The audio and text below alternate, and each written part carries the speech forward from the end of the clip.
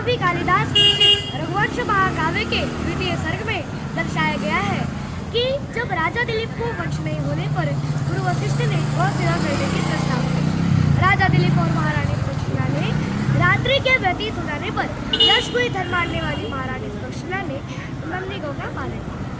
तस्या कुरन्या सपवित्रवाचुं अपांशुराणां दुर्कीर्तनीया मार्गं मनुष्वेत् स्वधर्मपत्नी श्रुतेरिवार्थं स्मृतिरन्वगच्छत्। अर्थात महारानी सुदक्षिणा ने गुरु के रखने से पवित्र रेणु वाले मार्ग का उसी प्रकार से स्मरण करती थी जिस प्रकार से स्मृति स्मृति वेद के अर्थ का अनुसरण करती। और इतना ही नहीं बल्कि नंदिनी के सोने पर स्थित मुच्चलित प्रियतां निषेध सीमासनंदधीर जलाभिलाषी जलवादलानां छायेव तां भूपतिरन्वगच्छत्। अर्थात पतिव्रताओं में अग्रगण्या प्रशंसनीय राजा दिलीप की पत्नी महारानी सुदक्षिणा ने और प्रजापालक राजा दिलीप ने नंदिनी के ठहरने पर ठहर जाते थे, चलने पर चल पड़ते थे, जल पीने की इच्छा करने से जल पीने की इच्छा करते थे और सोने की इच्छा करने से सो जाते थे। इस प्रकार छाया की भांति कामधेनु की पुत्री नंदिनी की रक्षा की पालन की। एक दिन राजा दिलीप नंदिनी को गौचरण के लिए जंगल ले गए और वहाँ उनकी दृष्टि नंदिनी पर से छूट गई और एक व्याघ्रयानी बाघ ने नंदिनी पर हमला कर दिया। नंदिनी ने बड़ी करुणा भरी आवाज में रमाया।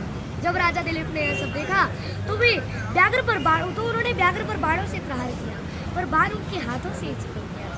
फिर व्याघ्र ने मनुष्यवाणी में राजा से कहा कि हे राजन, अलम महीपाल तव श्रमेण प्रयुक्तमप्यस्त्रतो ग्रास्यात् नपादुः रणशक्तिरम्य सिलोच्चे मुच्यति मारुतस्य। अर्थात अलम महीपाल तव श्रमेण वृथा स्यात्। अर्थात हे राजन, तेरा किया गया श्रम या परिश्रम बेकार है, क्योंकि वृक्षों को उखाड़ देने वाली शक्तियाँ वायु का वेग पर्वतों पर कोई प्रभाव नहीं डालता। उसी प्रकार से तेरा किया गया प्रहार मेरा कुछ नहीं बिगाड़ सकता। नंदिनी मेरे क्षेत्र में आई है इसलिए मेरा आहार है और मेरे आहार से तू इसे बिल्कुल नहीं बचा सकता।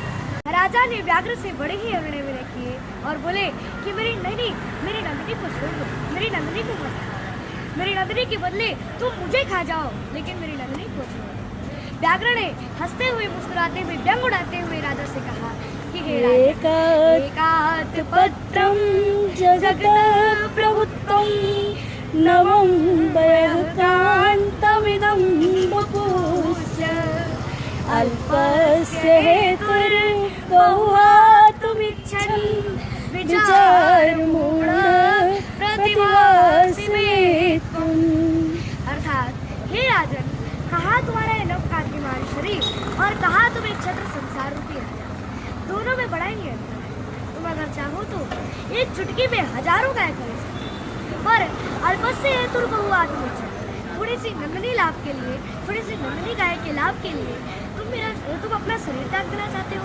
हाँ, मुझे तो तुम विचार मूढ़ों में प्रतिवास, विचार से काफी मूर्ख जानते हो। खैर, तेरे वार्तालाप से मुझे तुझसे मित्रता हो। इस गाय के बदले तुम मुझे 1 पाउंड मांस का टुकड़ा दे दो, मैं इस नंदिनी को छोड़।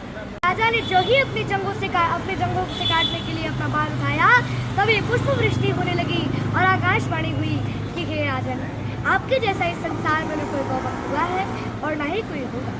आपकी जय हो महाराज, आप धन्य हो महाराज।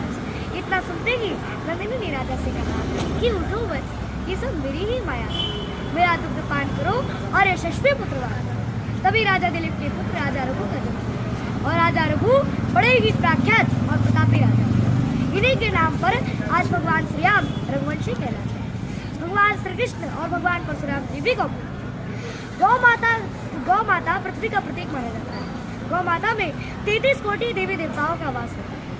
दीपावली के देवोत्ती एकादशी में गौ माता की पूजा की जाती है। इसके बाद सभी शुभ कार्य शुरू हो जाते हैं। गौ माता की सेवा करने से लक्ष्मी जी प्रसन्न होकर सुखमय जीवन जीने का वरदान देते हैं।